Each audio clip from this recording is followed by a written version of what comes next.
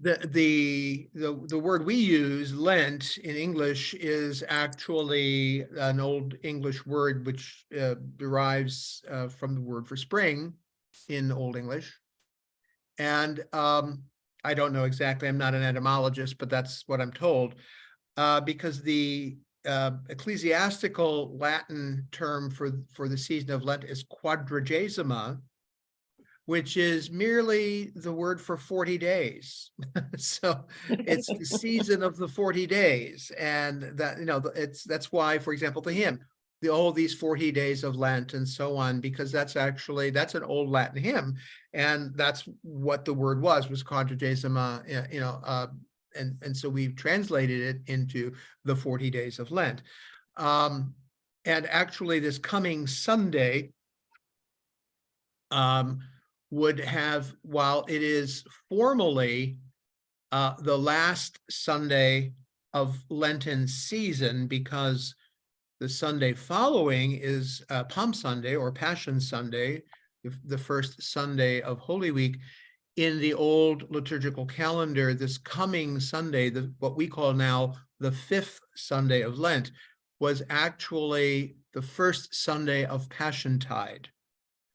There were 2 weeks of the Passion, and the Gospels reflect that.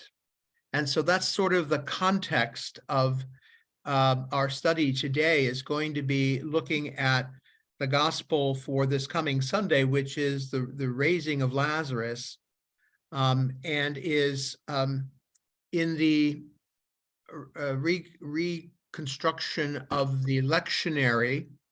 This particular lesson comes at a pivotal time in the Gospel of John, which even though it's the A cycle, as we've mentioned already, and Matthew is the primary source for most of the lections from the Gospel in the year A, in this A cycle of the lectionary, we've noticed that in the A cycle in Lent, most of the Gospels come from John. And that's because there's that ancient practice during Lent, where Lent was the final push for those candidates for baptism that we call catechumens.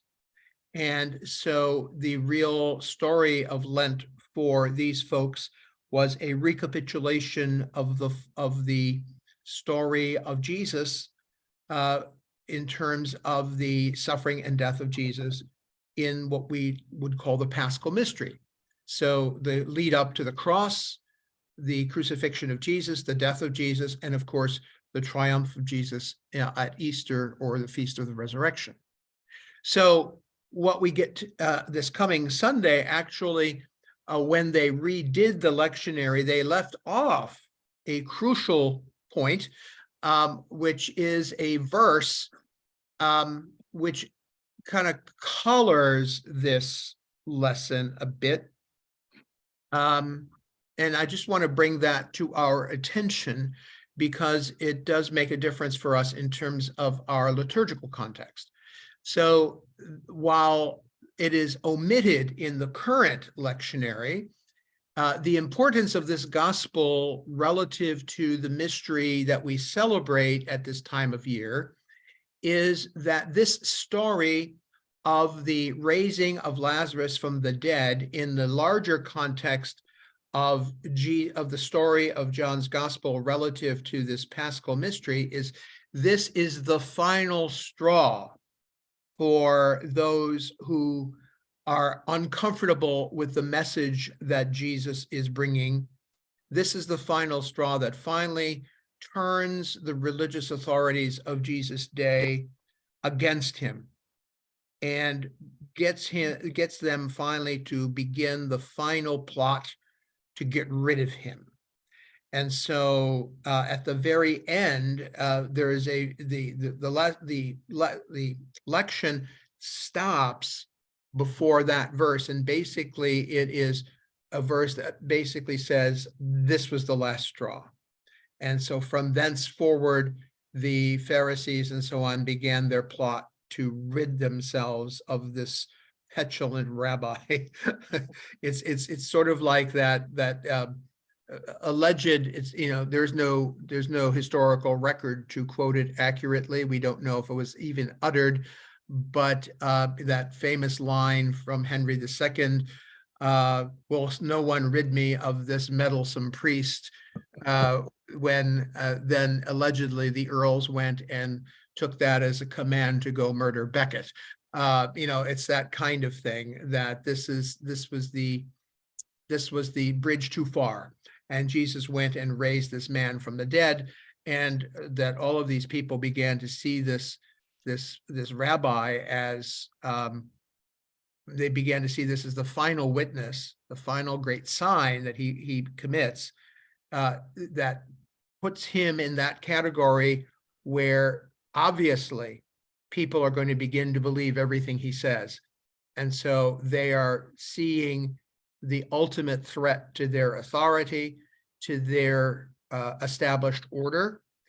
And ultimately, the real question here, and we've talked about this briefly before, is their fear that this is going to totally destroy the foundation for the current Judahite nation as it is configured under Roman authority. And so the fear is really less, when we really look at this carefully, is less about religious ideas than it is about the loss of secular power. So that the idea, and this is critical, because too often through the history of Christianity, John's gospel has been used as a justification for anti-Semitism, particularly when we read the translations where it says the Jews, the Jews, the Jews, the Jews said, the Jews cried out, the Jews did this, the Jews did this. And scripture scholars today are beginning to understand that perhaps it might be better if we really understood and translated the words that are in the Greek into English as the Judahites. The Judahites. In other words, the authorities of Judah. Judah being the sort of autonomous kingdom where religious authorities, who obviously were Jewish by religious persuasion, but the real concern was about the religious and secular autonomy of that district.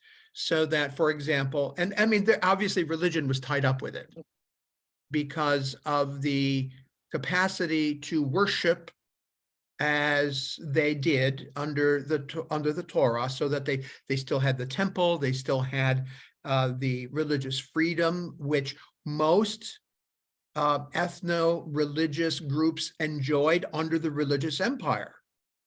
This is something we need to understand about the Romans. The Romans didn't give two shakes of a monkey's tail as to how you worshiped, as long as you paid your taxes, as long as what you did not question the authority of the Roman emperor. Now, this is quite before the cult of the emperor really took off in Roman thought. Okay, so let's not confuse that. That comes a little bit later. Later on, the Christians get into this problem where they're compelled to offer incense and so on to the emperor as a god. That is not during this period. Okay, so we can't conflate that. So during this period, no one is asking anyone to worship the Roman emperor. We're still in the early days of the empire. Augustus was the first Roman emperor. Caesar was assassinated. He was never really emperor. And then Augustus ascends. He becomes the emperor, and then Tiberius. And then it is, through the series of machinations after that, and you don't get until you get into Caligula and a couple of the later ones, that you get this cult of the imperial, or you get the imperial cult that begin to be built up. But that's a later period. That's not during the time of Jesus, certainly. Not during the time of the power of the Pharisees and the Sadducees and so on in Palestine. By the time all that happens, the temple has been destroyed.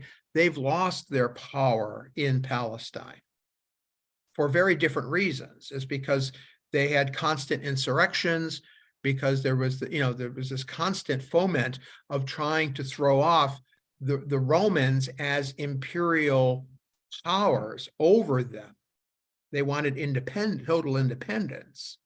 And so we can get a little confused if we don't know the precise history of the time and forget that there was this interplay between Roman authority and the issue of religious power also being tied to secular power within the state of Judah.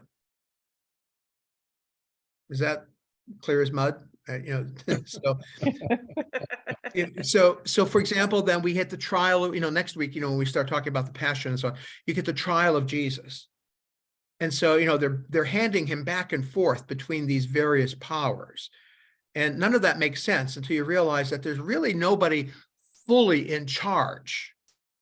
Pilate is the secular, the imperial power. He's a representative, he's a procurator, which in Roman law basically means he's the governor in the name of the emperor. And it's kind of like, if we want to use churchy terms, he's the vicar. The bishop, the bishop sent the priest to be the priest's representative, or the bishop's representative. The parish is imperiled. The vestry has been done away with. There's just a council of advice, and a vicar is there. That basically the bishop is running it directly through the agency of this vicar. George understands that sort of stuff, having been a senior warden. And so they're under a procurator. So they take Jesus to Pilate because Pilate is the procurator, and they don't have the authority to execute anybody under Roman law. Okay, so they have to have his say-so to do that. And then, however, he's being tried under Jewish law because the charge is blasphemy. And the sentence under blasphemy is death, but they don't have the authority to put him to death. And so they're asking Pilate for permission. So you see how this goes back and forth. He says, I find no case against him. He hasn't done anything to violate Roman law. So deal with that yourself. And they said, but we have, and that's when they go back and forth. And then they make Pilate nervous, saying, we have no king but Caesar, and so they're selling their soul in a sense, so they're, we'll talk about that at more length next week. But to understand today's gospel lesson about the raising of Lazarus and why this becomes such a critical point where it becomes the bridge too far. Because now what they see is this guy is a threat to our authority. And then they begin to see, we have to get rid of this guy because he is going to be a problem. So with that in mind, that's the larger context within John's gospel. But that's not the whole story, obviously. So we're going to go then now and go to our text and see what we can ferret out. So let's do that.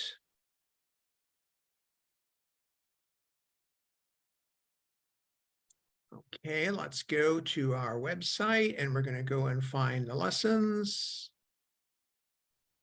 Lessons for this Sunday. Here we are. Go down to the gospel lesson. Oh, this is a really cool. I love this this Sunday too, because this is the first lesson. We know, this is, we're going to read this again. We just planned the Easter Vigil. We're going to read this one again. This is the dry bones. This is such a cool lesson. I love this. This is the when Ezekiel was prophesying over the valley of the Kidron Valley, and I wish I were a movie producer and you'd be able to put all this together, and the rattling bones. I mean, I've seen movies to do this, but it's really kind of cool. But with special effects today, I'd love to see a more modern version of this. It'd be really, really something. Anyway, so let's go down. Another really kind of cool part of the lessons for this coming Sunday is the Psalm. This is to me, one of the more profound Psalms, no pun intended, because the first words of this are De Profundis. This is the way we do our Psalter. We take the first two Latin terms from the days when the Psalter was in Latin. Out of the depths I call to you, O Lord. There is a tradition in the church, particularly when we have, bells ringing the hours and so on, that at 9 o'clock, we don't do it at St. Luke's because it's too late, but at 9 o'clock, we don't ring the hours per se, but the biggest bell in a church would actually toll, like a funeral toller. And it's called the De Profundis bell. And the idea is that it's calling people to prayer, because back before the renewal of prayer books and the daily office and so on, this was always a psalm that was read at Compline. Out of the depths I call to you, O Lord, Lord, hear my voice. Let your ears consider well the voice of my supplication. If you, O Lord, were to note what is done amiss, O Lord, who could stand? For there is forgiveness with you, therefore you shall be feared. I wait for the Lord, my soul waits for him. In his word is my hope. My soul waits for the Lord, more than watchmen for the morning, more than watchmen for the morning. O Israel, wait for the Lord, for with the Lord there is mercy, with him there is plenteous redemption, and he shall redeem Israel from all their sins. This was recited, back in the day when I was like in seminary. This was recited every evening before you went to bed. And the toller in a large church with bells, particularly Catholic churches that rang the Angelus hours at dawn, at noon, and in the evening, would then ring at 9 o'clock the De Profundis bell, and everybody would stop and recite or sing this particular psalm. So there's a lot of stuff going on this particular Sunday. And so we get to the gospel, which is what I want to really concentrate on. And so it begins, and we get portions of this sometimes at funerals. Now, a certain man was ill, Lazarus of Bethany, the village of Mary and her sister Martha. And Mary was the one who anointed the Lord with perfume and wiped his feet with her hair. Her brother Lazarus was ill. So the sisters sent a message to Jesus, Lord, he whom you love is ill. But when Jesus heard it, he said, this illness does not lead to death.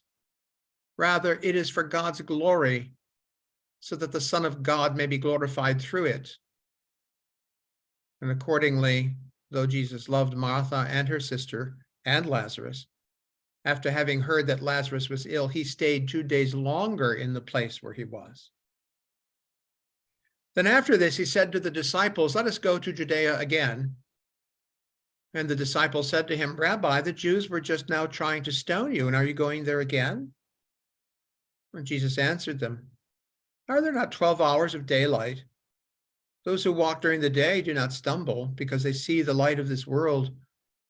But those who walk at night stumble because the light is not in them.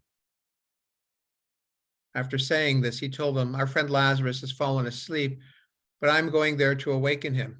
Now the disciples said to him, Lord, if he has fallen asleep, he will be all right. And Jesus, however, had been speaking about his death.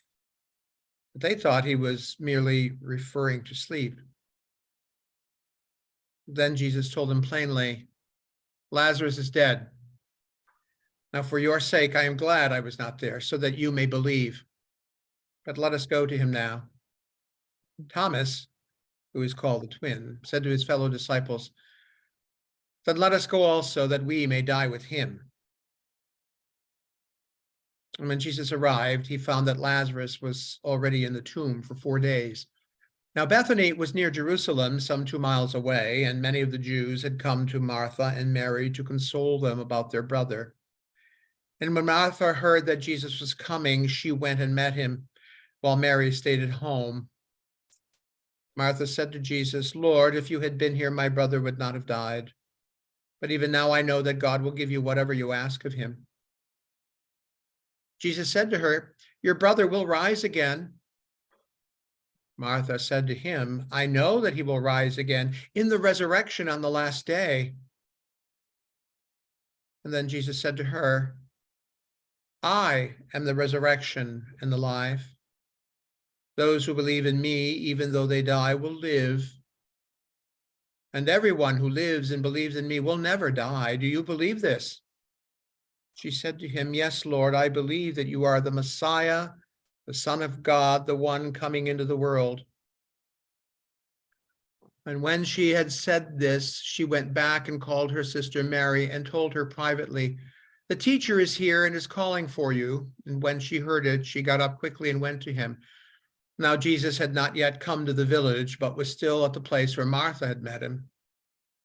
The Jews who were with her in the house, consoling her, saw Mary get up quickly and go out. So they followed her because they thought she was going to the tomb to weep there.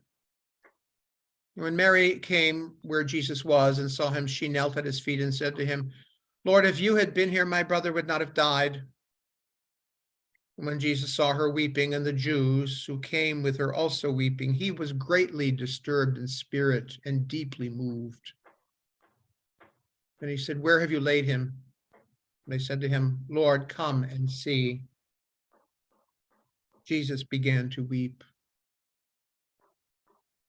So the Jews said, see how he loved him. But then some of them said, could not he who opened the eyes of the blind man have kept this man from dying? Then again, greatly disturbed, Jesus came to the tomb. Now it was a cave and had a stone lying against it. Jesus said, take away the stone. Now Martha, the sister of the dead man, said to him, Lord, already there is a stench because it has been dead 4 days. Jesus said to her, did I not tell you that if you believed, you would see the glory of God? So they took away the stone. And Jesus looked upward and said, Father, I thank you for having heard me. I knew that you always hear me, but I have said this for the sake of the crowd standing here, so that they may believe that you sent me. And when he had said this, he cried with a loud voice, Lazarus, come out. And the dead man came out, his hands and feet bound with strips of cloth, and his face wrapped in a cloth. And Jesus said to them, unbind him and let him go. Now many of the Jews, therefore, who had come with Mary and had seen what Jesus did, believed in him.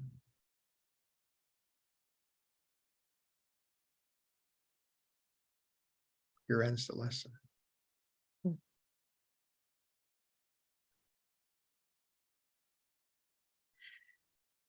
Now, hearing that lesson, you can begin to understand why we need to understand what we talked about before.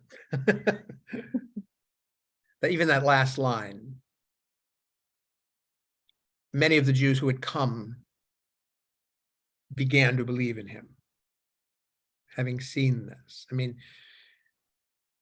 it wouldn't have been unusual to see people do things like give people sight. There were healers, miracle workers, walking around doing things. I mean, in that day and age, many things were counted as miracles that we would think were kind of commonplace today. you know, the medical men among us do marvelous things. They unstop, you know, here we have an ENT specialist in our midst. They unstop the ears, the mute can speak, et cetera, you know, those kinds of things. In Jesus' day, that would have been utterly miraculous. Still is. And it still is in many ways. Obvious, yeah, absolutely. I mean, I often use this example when I teach scripture. You know, when I was a boy, a number of my mom's relatives used to live in the eastern suburbs of Buffalo, or in the East Buffalo itself. And to get there, we used to have to go by what's still the Buffalo Airport. And one of the fun things we used to do would be, in those days, you could do this. You could, on what's called Union Road, it was right at the very end of the runway. And, you know, Kathy's down at St. Martin, and there's that place down there where you can, you know, the way that the planes kind of come in, you can be there, practically touch the wheels as they're coming in.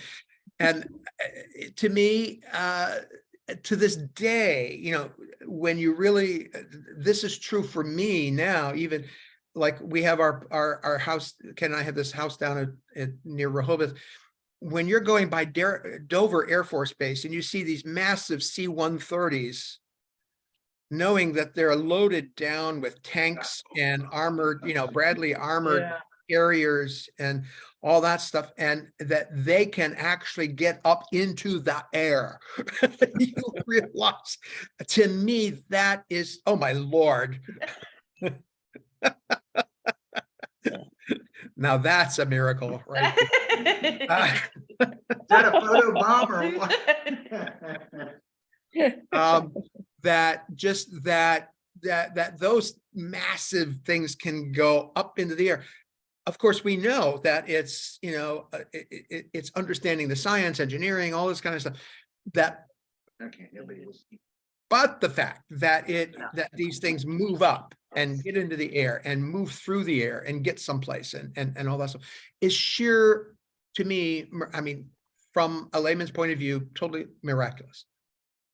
That somebody can make another person see, that another person can hear, speak, whatever. That somebody could fix my thumbs, that they're, you know, fully functional again when I could barely button my pants. You know, those kinds of things to me are miraculous. To the person who does them, it's routine. It's what they do every day, you know, so that, and you go back to Jesus' time and you realize that, yes, we can count many things as miraculous that we would count commonplace today. But raising somebody from the dead is still pretty special, especially when they've been dead for 4 days. Okay, this is the linchpin here. There are a couple of other elements in this story that are of particular interest for us. Jesus, well, I'll stop there for a moment and ask you, and did anything in particular stand out to you as we were reading this story?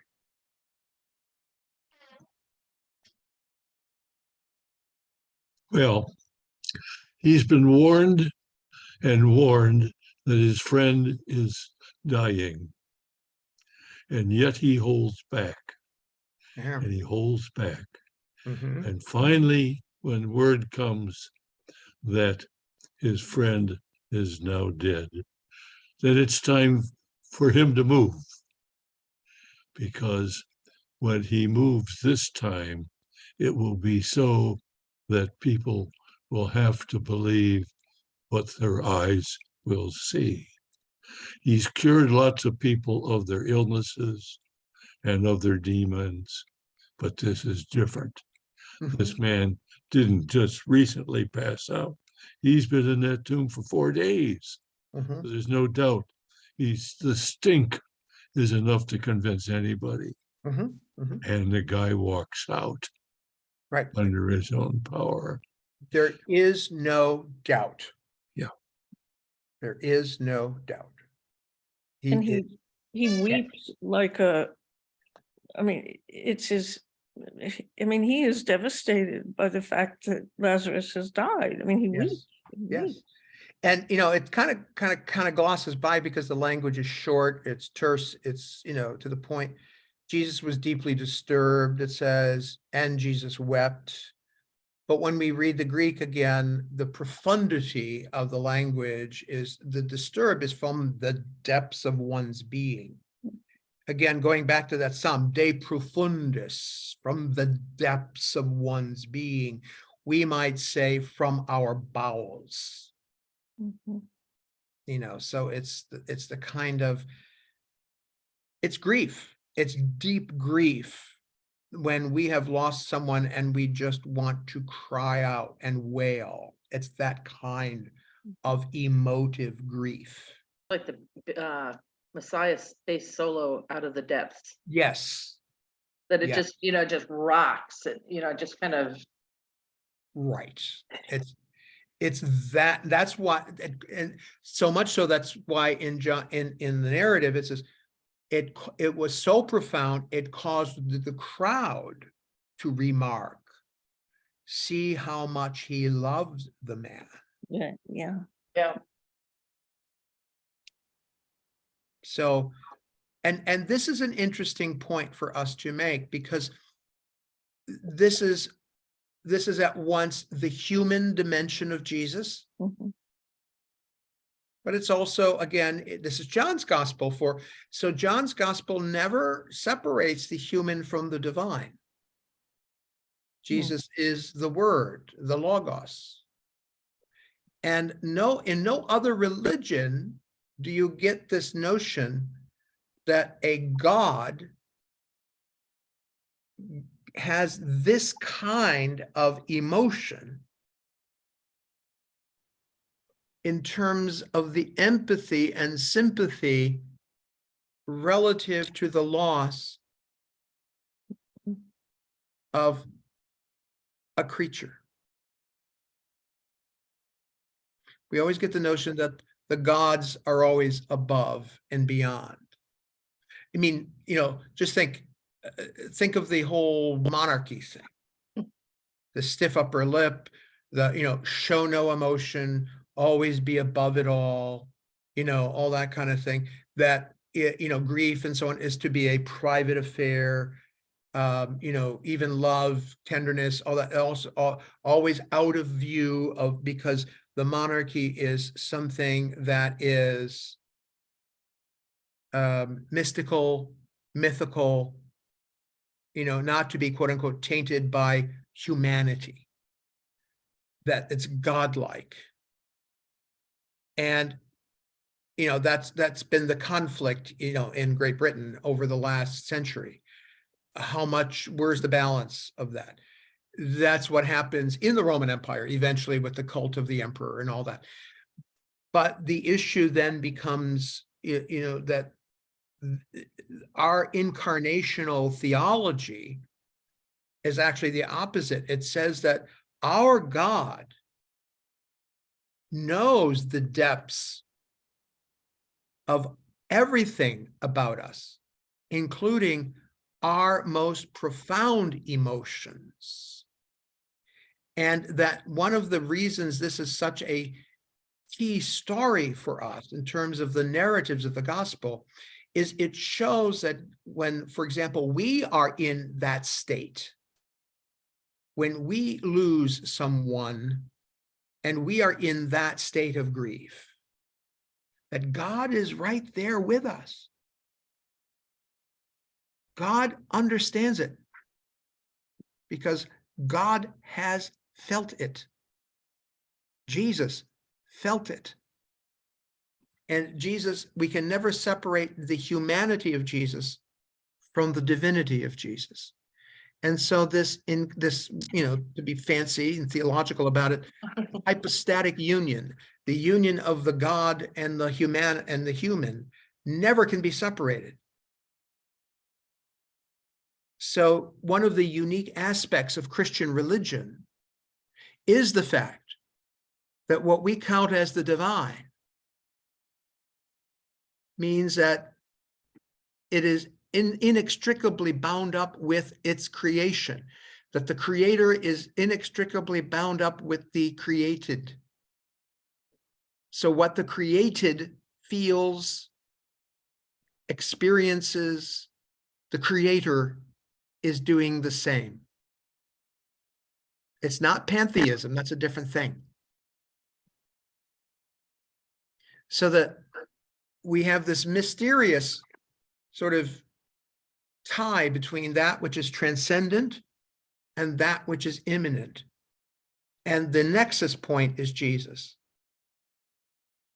Mhm. And so you'll hear me say a lot during recent sermons and so on, run to Jesus, because that's where we meet God. That's the place where we meet God.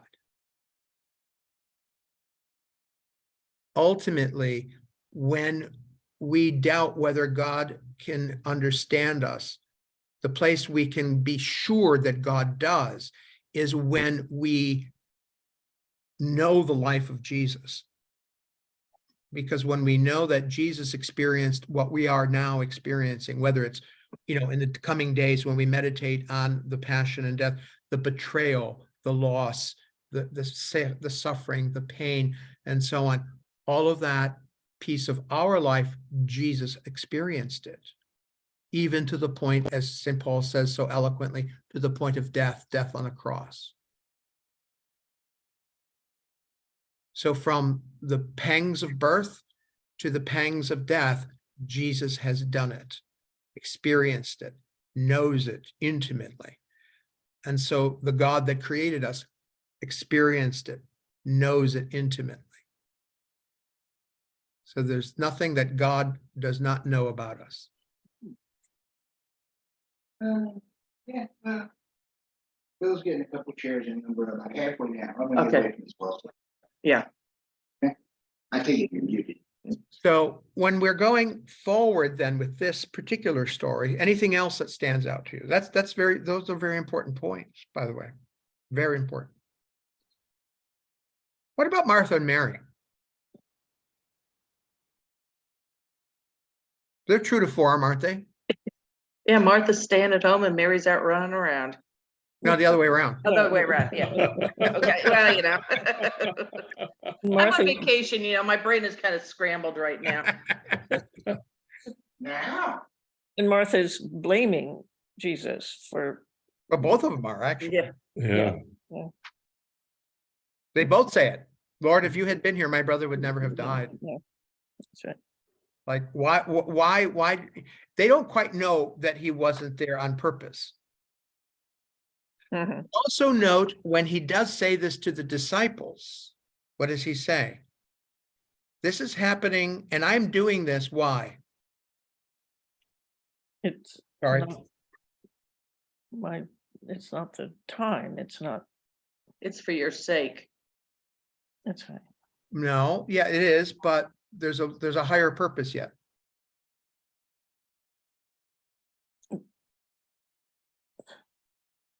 He's going to show them the resurrection. The Or, glory of yeah, oh, God. God. Glory to God. Have we heard this before? Yeah. Why was this man born blind? Was it because of his sin or the sins of his parents? Jesus says neither. He was born blind to show forth the glory of God. Okay. This, again, is the last in John's gospel of 7 signs. These are the signs of glory. And each one of them ends up again with this notion that it points back to the purpose of Christ's coming altogether. And that is to show forth the glory of God in Christ. Hence the notice now we get another I am. Last week we had I am the light of the world. Today we have I am resurrection and I am life.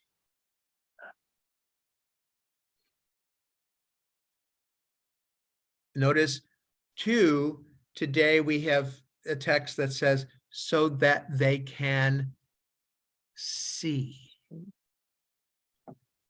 So we had to have the blind man's eyes open first, so that they could see life.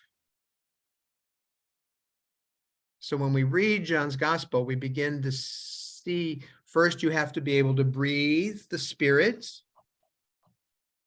You have to drink the water of life. You begin to see all of this stuff start to come together, and it all points to this reality.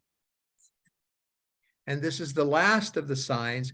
And the reason it's the last of the signs is because Jesus is now going back to Judea.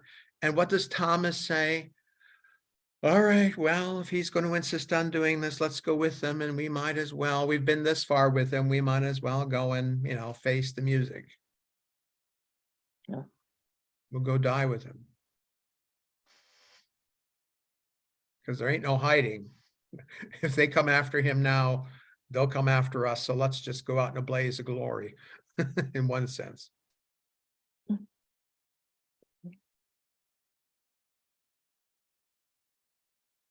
Anything else?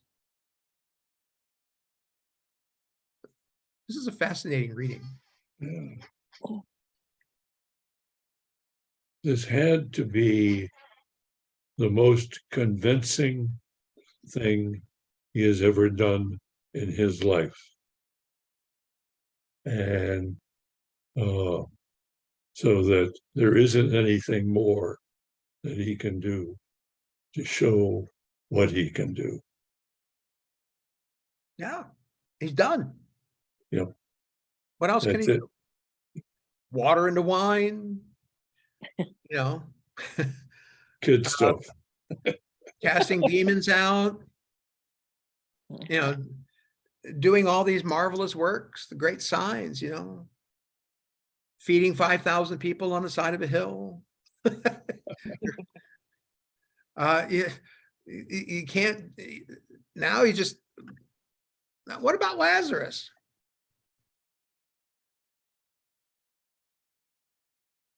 Well, he's living proof, Yeah. tangible.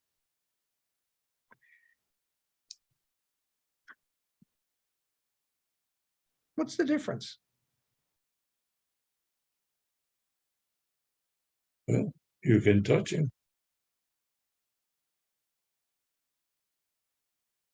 Is it the same as Jesus' resurrection? Well, it's the rehearsal for Jesus' resurrection Really? that he's already shown he can resurrect. But is it a resurrection? Well, he was dead. Or is it a resuscitation? I don't think so. Well, but is Lazarus going to die ever?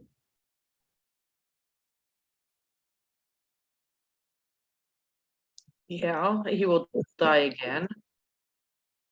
So he's just brought back to his physical life. It's qualitatively different than Jesus' resurrection. So Lazarus is really merely resuscitated in that sense. He is not transformed. Jesus, not to be crass about it, but once brought back to life, if Lazarus tried to walk through a wall, he'd get bruised. That didn't happen to Jesus. And not because Jesus was God, but because Jesus was transfigured, transformed. Jesus was different after the resurrection. And so when Jesus talks about the resurrection for us, and St. Paul talks about this as Jesus being the firstborn of the dead. that in fact, the promise is that we will also be resurrected in this same way. That when we rise from the dead, it won't be merely, and that's where people kind of get mixed up. You know, that we kind of plan to come back the way Lazarus came back. Mm. Okay. It's funny because I remember many years ago when I was much younger, somebody asked Bishop Jana at one time, he was the auxiliary bishop in Buffalo, Catholic, and he had a funny answer. I said, oh my God, how unsophisticated, theologically unsophisticated could you? He had a doctorate in theology and he gave this answer and I just couldn't understand how he could give it. He said, you know, when I come back from, he had a very kind of funny Polish ethnic accent. When I come back from the dead, he said, I will have hair again. And my, you know, and it was like, what? What are you talking about? It's just, you know, and for many years, that was the reason behind the Christian church's prohibitions against cremation and so on, because cremation was used by individuals as a statement against the belief in the resurrection of the dead. Okay. Okay, that's why it was prohibited by the church. Yeah. Because if you destroy the body utterly and then scatter it to the four winds, you can't possibly put it back together, you know, kind of thing. Well, that is a very, as I mentioned, a very unsophisticated theological understanding of what's going to happen. You know, because the idea is like, for example, okay, what if that, because then you ask a simple question: what if you are mauled and eaten by a tiger? You know, your atoms have become part of the tiger's body. You know, is God going to go and sort of, you know, so well, that molecule belongs to David here, and you know, we're going to sort this. You know, it doesn't work that way. So our resurrection is not a mere resuscitation of our physical bodies. It is a full transformation of our being. And I love, there was a movie, and I think I brought this up in a previous meditation someplace along the way. There was a movie, it's kind of a dark movie, and it's not something I would recommend people to watch, but there was kind of a interesting little snippet in it where there was a philosophical discussion going on between two people, and they were talking about the end and what does it mean to die. And there was this interesting conversation, and the individual was saying, oh, well, I believe we are stardust. And it was a very cosmic kind of understanding of death where, you know, I think it was a very modern reflection on a very, you know, Kathy, you might really kind of get into this in terms of an atomic understanding of energy and, you know, who we are and how, you know, almost from a Big Bang theory understanding of the universe, that we're all all of us have this origin in this thing, you know, that originated billions and billions and billions and billions years ago, and that we all go back to this, and all of this is in the mind of God. And our origin is in the mind of God. And we don't know what that's going to look like. We have some sort of hope that, and we have a promise that somehow we will have an awareness of our identity. But that's all. There's no sense that I will, you know, have these. God forbid that I have this body. You know, I don't want to look at it. I have too many aches and pains. I go ahead soon.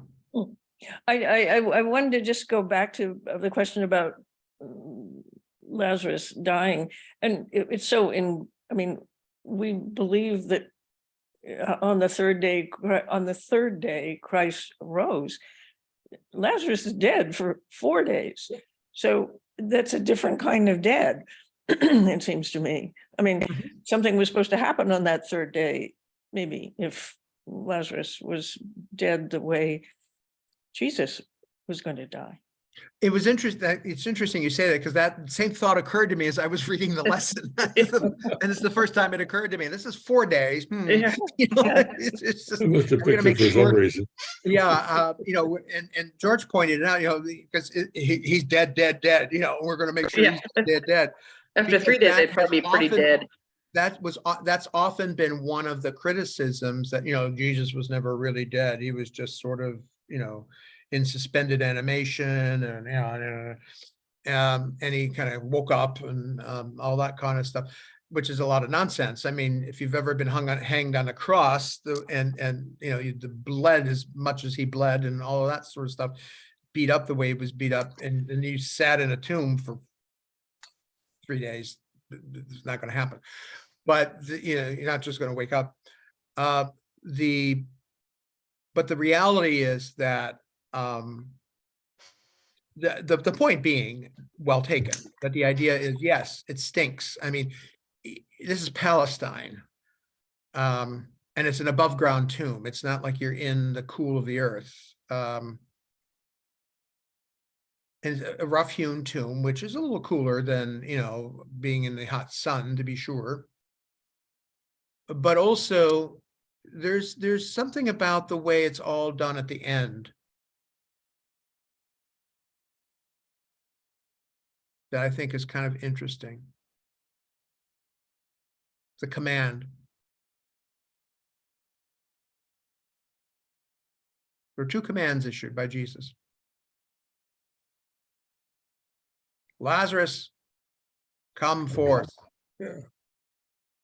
Then the second command is to the community. Unbind him. Let him go free. Mm.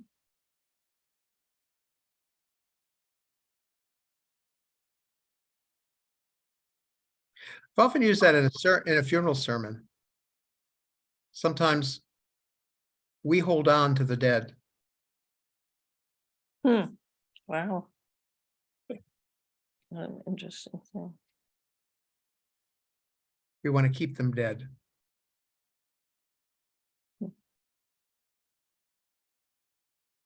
I would never say that at a funeral. I mean, I wouldn't say it that way. But the point is that Jesus is liberating us often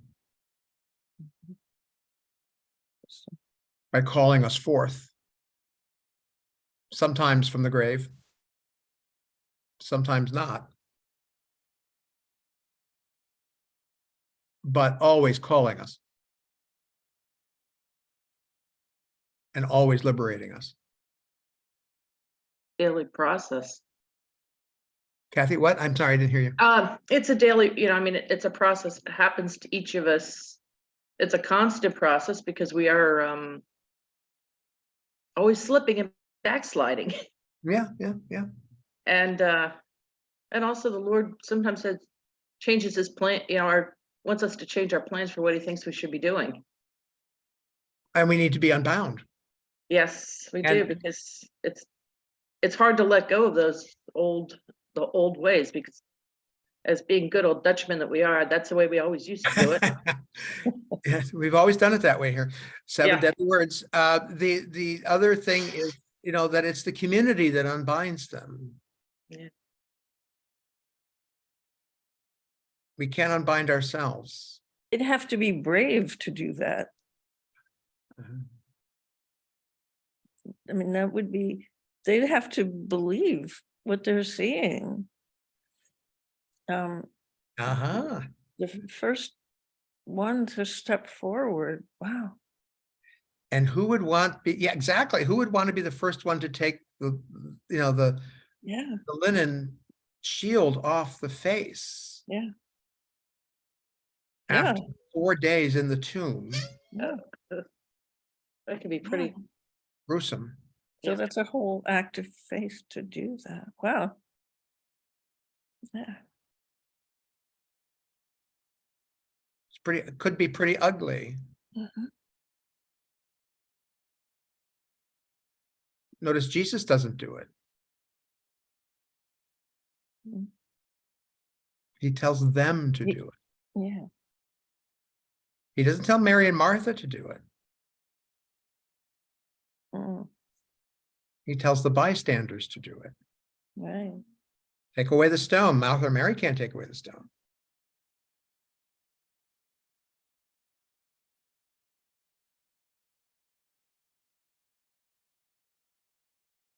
Wow. Wow. And so when they see what they see, because their eyes have been opened, what does John say? When those who were there saw what they saw, many came to believe. Okay. Oh, They saw that he restored Lazarus. mhm. Not only did he restore them to life, he restored them to his family, and again, this is what Jesus does.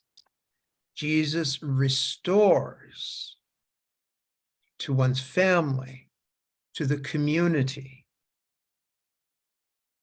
to purposeful life.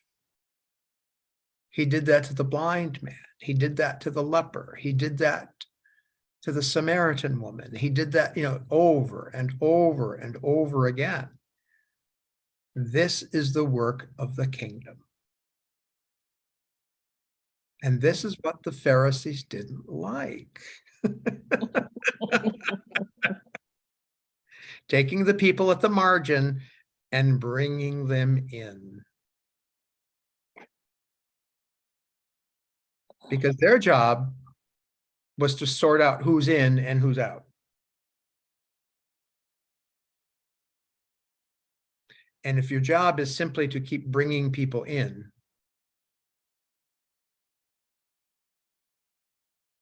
You're gonna lose power.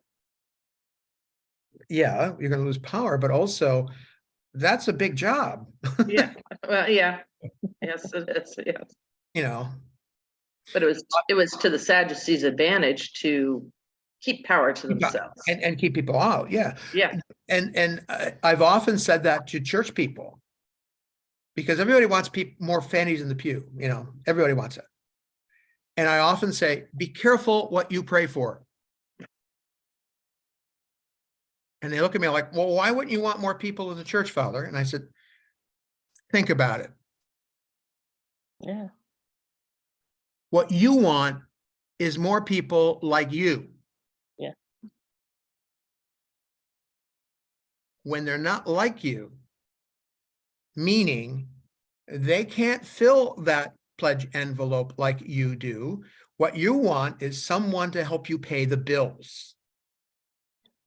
You're not looking for the poor, the lame, the blind, the ones that Jesus wants us to bring in. When you unbind them, they may not look quite what you expect them. Yeah, there you yeah. go.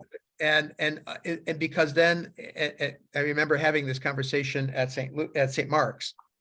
We had in-depth conversation about this at one point, because this started to happen. In some ways, I said, once they're there, they may actually end up making demands on the community. And I don't mean that they're going to, make demands on the community. I didn't mean it that way, but in terms of what their needs are and so on, that suddenly you thought that they were going to bring resources to the community. Suddenly they're going to make demands on the resources, the community, that you didn't expect.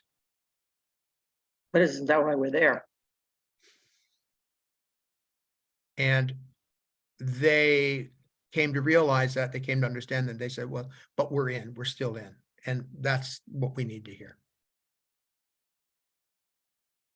Because that's what Jesus wants.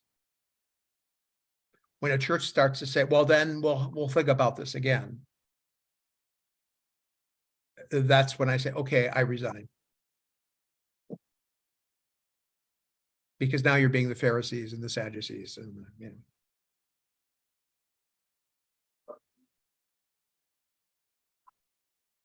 It's like, we want the LGBTQ community And, we want to reach out to the LGBT until they come in and, they're a bit too flamboyant. They have too many piercings. They have too many, they don't fit our model. They don't fit our mold. They make me uncomfortable. We want the homeless. We want to take care of the homeless as long as they don't smell. How many times have I heard that? I'm on a little bit of a, one of those things I get hold of. But and maybe this isn't the right time to bring this up, but I'm a little puzzled by our by restrictions that we make on people participating in activities of the church because of the whole question of whether in their past they've committed some kind of a crime or something. I mean, how do you work with that part? Say, what if they've been? They're not necessarily restricted. They have to be willing to undergo the background checks. That's all. And so, but I mean, say there's a background check and it shows that maybe something had been done in the past that wasn't. Well, there are certain things they cannot do. Yeah. Yes. So for example, if they were abusive to a child or something, then they can't work with children. It's that simple. Right. Yeah. It's not like they're not allowed, or they're not allowed in church, or they can't come, or whatever. Right. And very often people self-exclude because they will not. I don't want to say they will not submit, because that's not the point. But they will not confront themselves about those issues. I mean, I think it's a fear of rejection, perhaps, or No, something. well, more likely, yes. I just keep wondering if there's some way to redeem yourself.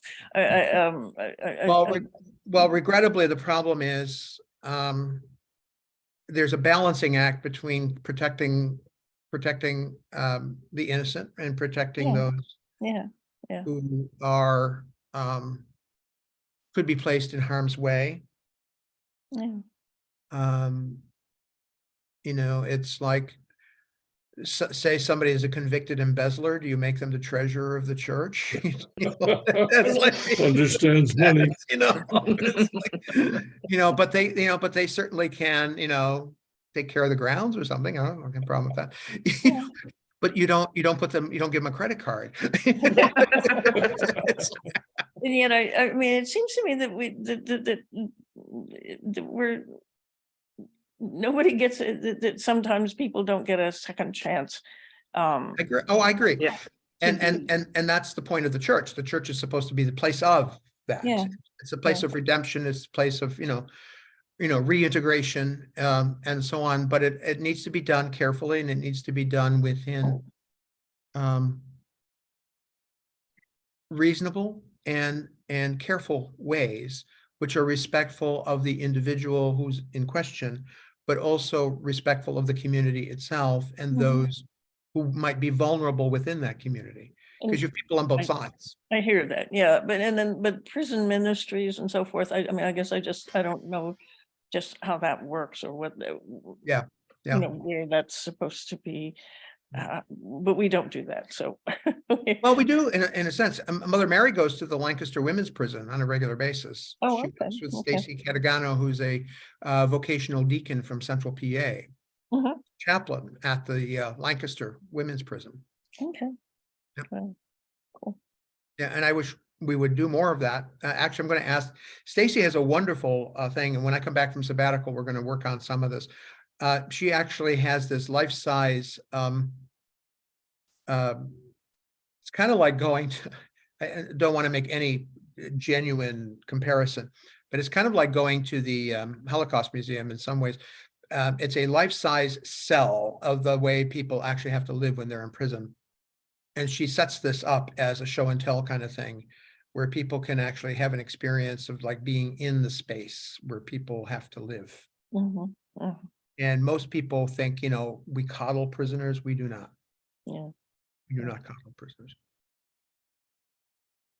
And Wow. once they see it for themselves, it's a very different thing. Experiencing lots of things. I mean, I at one point, early on, at another church, that was supporting Oxfam, Fridays would be a day of fasting, and then you took the money you would have spent for the food and donated it to Oxfam. Mhm. And to actually, not eat. Well, Or that's the origin of fasting, Yeah. Yeah, that's the origin of Lenten disciplines, actually, that, the whole giving up something has kind of Yeah. become pro forma in some people's spiritual practices, where, oh, I give up candy for Lent. Yeah, well, what did you do with what you didn't do? Mhm. If you eat that much candy, for example, chocolate or whatever, what did you do with the resources that you would have spent on that candy? I mean, did you feed the poor with it? That's the point. Yeah, yeah. If you just give it up, there's a bit of spiritual benefit by the self-discipline of not doing something you enjoy doing. But the completion of the cycle is that then that turns around and actually benefits another. That's the idea of sacrificial giving. That's actually the idea of sacrificial giving relative to our tithing and our stewardship, is the idea that when we give to the church, that what we give to the church doesn't merely pay the bills. That's not sacrificial giving, because we benefit from that, but rather that we give to the point where the church's mission then turns around and goes outside of ourselves to benefit the community in which we live, so that it is more than just simply meeting the immediate needs of the local religious community, namely us, the buildings, keeping the buildings kept, and all that sort of thing. Paying the salaries of the clergy, all that. It's more about than, what is our outreach budget? That's why I'm been hellacious about pulling the outreach ministries under the operating budgets of the parish, so that we see what that is. At St. Luke's, for a very long time, they've been these little silos that everybody does their own projects and things. So that we have no idea. We had no idea. We're getting a better idea now of what it is that we actually do as a community.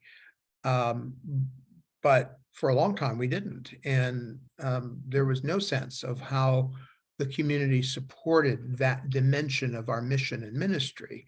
It's still not clear, and it's still not comprehensive, but that's one of the roles. Actually, that's one of the things Steve Doster is going to work on when I'm away, is trying to pull some of that together. So, I gotta go. okay, Kathy. Well, enjoy your Okay. vacation. Yes. We'll see you next week if you're still No, there. Well, I'll be home from St. Martin, but next week I'm going to be auditing in Now Connecticut. you're going to be working. Okay. Yeah, Well, you got a Gotta little pay for- glimpse. gotta pay for the trip somehow. Okay. Good for you. Yeah. All right. Well, Bye-bye. next week we'll be doing the Palm Sunday lessons. So you can get them on the recording on the backside. Okay, take care, everybody. Miss you guys. Have a good Take care. time. Thank you. Bye-bye. I'm going to end the recording now. Then.